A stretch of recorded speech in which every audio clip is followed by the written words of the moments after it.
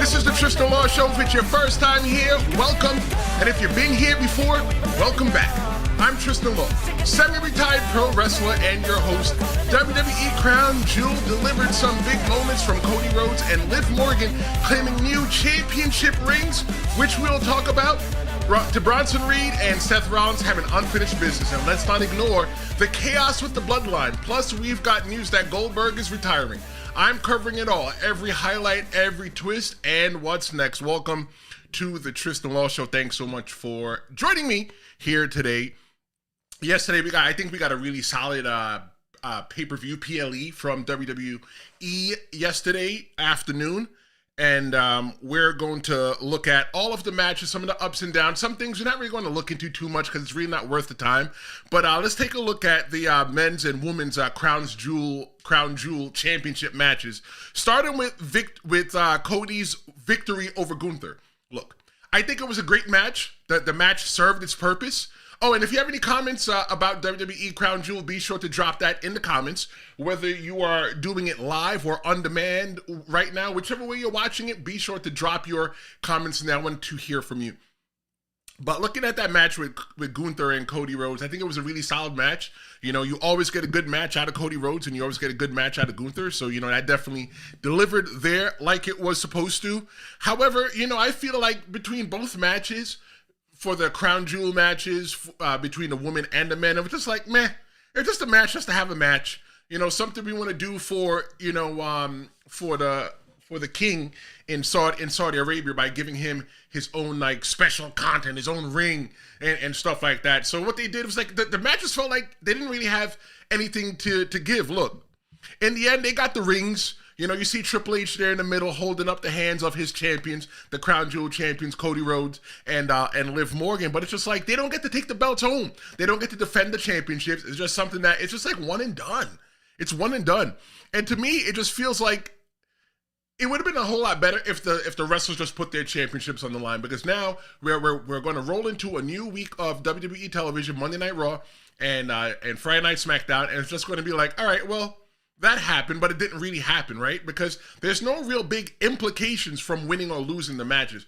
However, when you look at the match between Nia Jax and Liv Morgan, you know, I think that match served its purpose.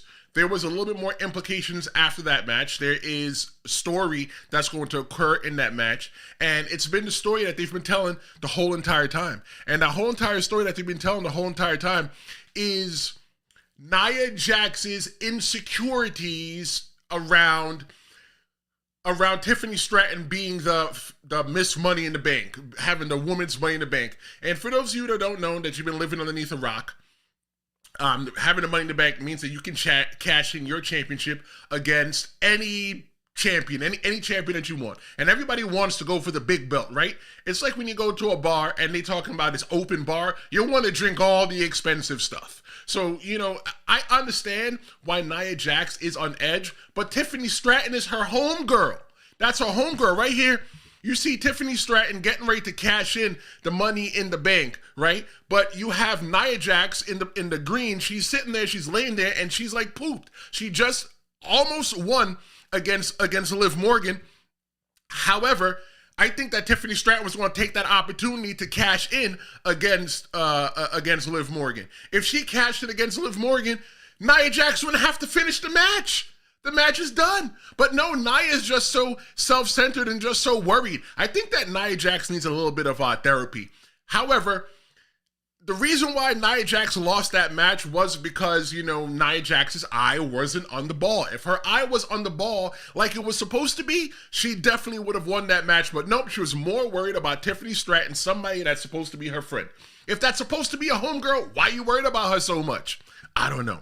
But I'll tell you this. The crowd is boiling for Tiffany Stratton. Tiffany Stratton's time is coming. And thinking about it now, I'm just getting goosebumps. I just felt all the hairs on the back of my neck just raise up just thinking about it, right? And that's where it comes from for me for being a wrestler. Like, I know her time is coming. And as a fan, you know that Tiffany Stratton's time is coming as well, too. And when her time comes, man, I almost said girl, like I was talking to my sister. I'm going to pretend like I'm talking to my sister. Girl, you know it's going to be good by the time she cashes in. And you know what? I don't think that Tiffany Stratton wants to cash in on Nia Jax, but you know what? Nia Jax keep doing what she's doing. She's going to make it about her. She's going to make it about her. It's like when somebody says to you, why you got an attitude? I don't have an attitude. But you act like you got an attitude. You know what? Now I got an attitude, and the attitude is you. And Nia Jax, because you consistently have an attitude, that attitude is now going to be you. It's going to be you. If you like what I'm doing so far, please subscribe to the Tristan Law Show. It's a compliment to me. Makes me feel like I'm doing a great job, right? And I love compliments. It's a big pat on the back. Looking to grow this channel and do some really cool things in the future. If you're watching live or you're watching this later on sometime, thank you so much for joining me. Let's look at that match with Seth Rollins versus Big Bronson Reed. Let me tell you something. The storytelling in that match is fantastic. I love that match. It was another good match that we had. I think that all of the matches that were not for championships, not including the U.S. Championship, I think they were really good matches, right? Because most of the matches didn't really have any implications or they weren't really all that great. And I'm not saying that WWE Crown Jewel is not good, because WWE always puts on great television. However, I don't feel that WWE Crown Jewel 2024 is their Crown Jewel pay-per-view of the year, PLE of the year. You see what I kind of did there? A little bit. But there was look, Bronson Reed and Seth Rollins, they got some beef. And the beef that they got, it stemmed from way back a couple weeks ago to where Bronson Reed did the big Bronson Reed splash and put Seth Rollins out of business for a couple weeks. And, you know, Seth Rollins came back with a vengeance, with a chip in his shoulder. And I think he settled that, right? I think that this rivalry, though, is far from over. When that match ended, right, Seth Rollins, in the final closing moments of the match, he gave Big Bronson Reed the curb stomp and busted him open. And Big Bronson Reed, man, he was not happy. Big Bronson Reed was calling Seth Rollins out like, no, come back, come back. And Seth Rollins was like, nah, bruh, I already run that match. There's nothing else for me to do here. I already said what I wanted to say. But if you want me, come find me. You know exactly where to find me. One of the things I was looking at, though, this is kind of a side note, when I was looking at Big Bronson Reed's gear, I was like, what is his gear? Like, is it Voltron or something like that? Please tell me in the comments, because I don't know. I don't know. Help a brother out. But I can definitely tell you that this story between Big Bronson Reed and Seth Rollins is far from over. And the reason why I say it's far from over, because look at that look on the face. This is the look on the face of Big Bronson Reed as Seth Rollins is walking away. Big Bronson Reed still wants more. And if you are going to be watching Raw in the next couple weeks, even as soon as tomorrow, there is going to be some serious furniture moving on Raw. And I definitely tell you that you want to check that out, because wherever Seth Rollins is, I 100% guarantee that Big Bronson Reed will be in the background waiting for him. So we had the women's tag team four-way match and the U.S. championship match. Those matches were cool. They were cool. You know, the women's four-way match for the WWE tag team title match, Jade Cargill and Bianca Belair, they retained. But I think there's a lack of excitement on my part, because you had the Metaphor, the two ladies from Metaphor. I felt like there was too much waiting around for their spots. And this is me giving my advice or my experience, my perspective from being a pro wrestler. And one of the things for me is just like, I hate waiting around. And when I mean waiting around, if you watch that match again on Peacock or YouTube or however it is that you want to watch it, I hate that when you're setting up for a move, like you're standing on the top rope and you're up there because you're trying to steady yourself and then you jump off. Okay, we know that pro wrestling is predetermined. We know 100% what pro wrestling is. So let's throw that out the window. But when you're looking at it psychologically, it's like, okay, that person been laying down there since most is part of the Red Sea. And it's like, why are you still laying there? Why don't you move? There was one part where the ladies are getting ready to jump out of the ring, and you see everybody just standing there, they're checking their watches. Is it time yet? Has it happened yet? Where are they? And like for me, that part it's just a disconnect for me. I just don't have that emotional investment anymore, because it takes me out of the moment. And I don't know for you as a fan if it takes you out of I don't know for you as a fan if it takes you outside of that moment, but it 100% takes me out of that moment all the way takes me out of that moment, because I'm just like, all right, so like, just jump already. Or just move. Get out of the way. Just part like the Red Sea and let them splash on the floor. Was it a good match? I think the match was all right. I think that looking at how Saudi Arabia does business and runs their government, to seeing 8 women inside of the ring doing their thing. They had 8, 9, 10, 11, 12. They had 12 women on the show last night, which is a big upgrade. And I'm counting the referee as one of them. It's come a far way in Saudi Arabia to allowing women to do their thing. You know, they have to wear those long sleeve because they can't show any skin. But I don't really understand that too much. I don't really understand the religion or what they do too much. But it's like you can still see the curves. And golly, let me tell you, you got some girls out there like Bianca Belair, very curvy. She got more curves in her than the Jackie Robinson Parkway in Brooklyn. And it's like, that's okay, but not showing skin is okay. I don't know. If you understand it, explain it to me inside of the chat. We're going to look at the triple threat match between LA Knight and Andrade and what's his name? Sorry, forgot his name right now. But I think that match was a good match. You know, I think that LA Knight, he kind of put himself into a corner having that match, and but he walked away and retained. You know, I think that those 2 matches they're okay. You know, like they didn't really progress any stories. You know, it's like, okay, well, you know, let's just keep watching. Let's just see what happens next. Because after watching those matches could have really been on SmackDown and Raw. You know, like WWE's been doing a great job putting the best matches on their PLEs, their pay-per-views. And this match here, I'm not saying that this match was not the best match, but they've been putting like these high-stakes matches for championships on regular paid TV. Normally, the WWE PLEs normally run about 5 matches, but this one has been the longest PLE with the most matches in recent history. So it's like, I guess like Triple H said, every time they go to Saudi Arabia, they want to over-deliver. So I guess, you know, we expect 5, and when they go to Saudi Arabia, they give 6 or 7. Okay, fine. You know what? That works. That works. But yeah, those matches were okay. You know, I guess we got to watch Raw and SmackDown to see what happened next. If you like what I'm doing, feel free to subscribe. Hit that subscribe button. I got a really cool show, live episode coming out on Tuesday. I'm talking about the lies of Hulk Hogan. That's right. Hulk Hogan has told many lies in his time on the planet. And we're going to look into all of them and we're going to laugh together. That's Tuesday at noon Eastern Standard Time. It's Eastern Standard Time now because we had to change our clocks back. So yeah, we're going to be using Eastern Standard Time from now on. Oh, you forgot to change your clock back? Change your clock back. Let's take a look at Randy Orton and Kevin Owens. Look, there was supposed to be a match. There was supposed to be a match in Saudi Arabia last night. And I tell you what happened. The match didn't happen. The match didn't happen because those 2 men, Randy Orton and Kevin Owens, decided, you know what? They were just gonna brawl before the bell rang. And those 2 men, let me tell you, they fought if Kevin Owens didn't jump off of the balcony onto Randy Orton, they'd probably still be fighting in Saudi Arabia. They'd probably have to separate the 2 men, have them fly home separately because those 2 men had beef. And all this beef stems from them backing Cody Rhodes only a couple months ago, 6 months ago at WrestleMania 40 XL, the biggest WrestleMania of all time, and that's until WrestleMania 41. And it's just like, for me, I think that's just a little bit too crazy because y'all let Cody Rhodes put the battery in y'all back, right? Y'all let Cody Rhodes put the battery in your back, so now that Cody Rhodes is out there doing his own thing. You guys helped Cody Rhodes, but where's Cody Rhodes now? Where's Cody to say, hey, look, remember, we're all friends. Why can't he just say, hey, brothers, can't we all just get along? But no, he's not saying that. He's out there wrestling for rings. You know, he wanted the ring that he's going to wrestle for, to wrestle against Gunther, to prove that he's the best, while his 2 boys are out there killing each other. Those were the 2 people that had Cody's back doing the whole deal with the OG Bloodline.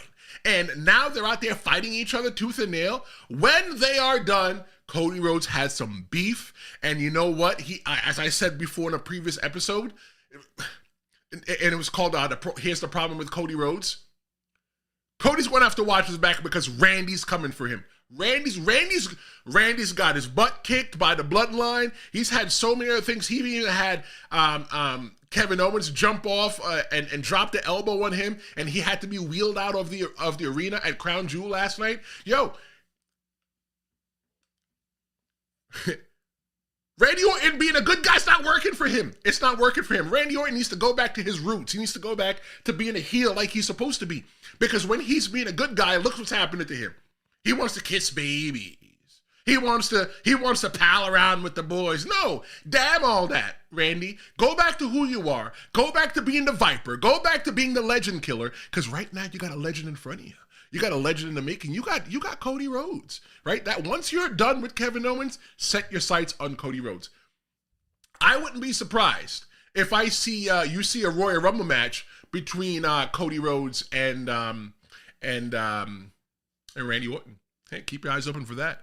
But this rivalry, though, has shifted from camaraderie to animosity in just a couple weeks, and it's definitely adding lots of layers to the tenured Randy Orton and the tenured Kevin Owens. And I'm looking forward to see where this is going to go on Raw. I think that Randy Orton is going to go away just for a little bit, and then he's going to come back, and then he's going to reheat everything again. Because you know what? Him and Kevin Owens, they've still got beef. They still got beef, and they got to definitely solve that.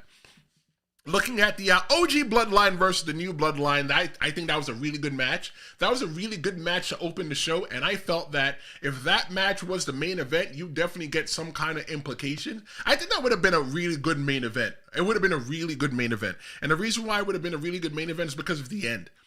Obviously, unfortunately, the new Bloodline was able to beat the OG Bloodline. The OG Bloodline has has Roman Reigns in it, and the issue is, I think that the OG Bloodline, they're trying to figure out how to get their feet wet again, because they haven't worked together since way back when, since earlier in the year, all together, the Usos and everybody else. So, they kind of zigged when they should have zagged. However, I think that the match was a really good match, and the new Bloodline was able to capitalize. And at the end, you've got the Bloodline, the new Bloodline, standing over the OG Bloodline, and he's getting ready to crush the head of Jey Uso, and this is what we got here.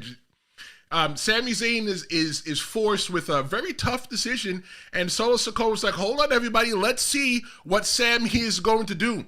We already know what Sami is going to do, right? Sami 100% always chooses bros over hoes, and he definitely chose his bro over his hoe there. However, Sami came out to make the save, and there was a whole entire brawl and stuff like that. And at the end, Roman got a hell of a kick. And you see, it was an accident. It wasn't purposeful. But I definitely see that there is going to be some kind of altercation, or there's going to have to be some explaining that Roman Reigns is going to need, because everybody, Jey Uso's like, yo, that's my man Sami. Sami's all right. But now you let your man back into the Bloodline to help us, and this is what happened. So now that I love it, because the easy story is just for them to say, hey, you know what? We're just going to put Sami Zayn back into the Bloodline. However, instead of just putting Sami Zayn back into the Bloodline and walking into the Survivor Series War Games match, which I think where we're leading to next, they are making us wait for it just a little bit more. I love it that WWE is not just feeding us the easy storylines. They're just not making it easy for us. They're making it worth their while. So I definitely think that Sami's mess up is going to have some implications on SmackDown. I think it was a really good match between the OG Bloodline and the new Bloodline, and I think that you're going to have to definitely want to watch SmackDown. I'll be watching SmackDown because I definitely want to see what happens next in that story. Now, we got news coming out of the weekend that Goldberg retired. Oh, real quick, if you like what I'm doing, subscribe. Hit that subscribe button. Got a lot of cool things coming on, and we're getting ready to go into Goldberg's retirement right now, because Goldberg just mentioned yesterday on television that he is retiring. This is not Crown Jewel related, but it happened a couple moments. It happened during the time when Crown Jewel was happening. So I said, you know what? Let's not address it. And you know what? Goldberg retiring? Oh, you want to know how I feel? Oh, I'm about to cut a promo. I'm about to cut a promo right now. So, breaking news from WWE's official account on X or Twitter, whatever you want to call it. Goldberg announced his retirement match. It's happening. Wait for it. Next year. Yeah, you heard that right. Big Bill Goldberg is hanging it up in 2025, folks. And I got to be honest here. My first thought was Wasn't he already retired? I mean, after that last 3-minute quickie against Roman Reigns in 2022, wasn't that supposed to be it? It seems like every time you think he's gone, Goldberg pops back up for one more farewell match. And now, he's saying he's got some time to get ready? Really? For what? A 3-minute sprint? Bill, this isn't a weekend charity event. It's supposed to be a wrestling match. Goldberg has been a powerhouse since 1997, sure, and nobody's taken away what he did in WCW. The streak, the dominance, it was legendary. But come on, Bill, your matches are shorter than the 40-year-old virgin's first time. If you're really going out, if this is your big farewell, then make it count. Give us one match, just one, that lasts longer than your usual highlight reel. Give us some ebbs and flows, some drama, excitement, something that justifies this retirement hype. And as for the rumored opponent, the frontrunner's Gunther. Let me say this. If I'm Gunther, I'd be sweating too. Not because of Goldberg, but because of the backstage politics that could force him to drop the title to a part-timer.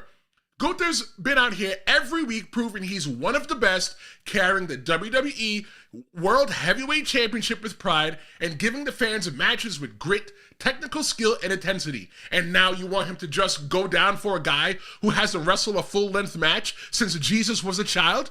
Look, Bill, I get it. You're a Hall of Famer, and you've earned respect. But wrestling's evolved. It's not 1997 anymore. And we want more than a spear, jackhammer, and a quick pin. We want to see passion, storytelling, and stamina. Something that shows that you're giving us every ounce you've got left. So please, if you're stepping in this ring for this last match, make it worth our time, because right now it sounds like just another Goldberg comeback, and we've seen this movie before.